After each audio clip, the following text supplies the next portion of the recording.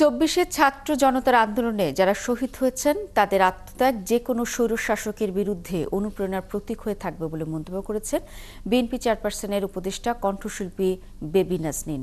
শনিবার দুপুরে নীলফামারীর সৈয়দপুর বিমানবন্দরে সাংবাদিকদের তিনি কথা বলেন।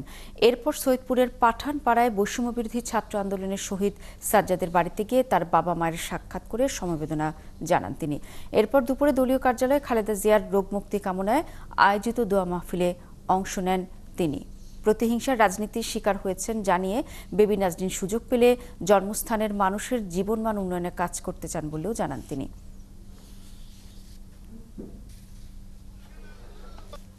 প্রতিহিংসার রাজনীতি তো আপনাদের যেমন ক্ষোভ আছে তেমনি আমাদেরও ক্ষোভ আছে। দেশটা তো আমাদের, তাই না? আমাদের সন্তানদের, আমাদের ভবিষ্যতের, এটা আমাদের দেশ। ভালো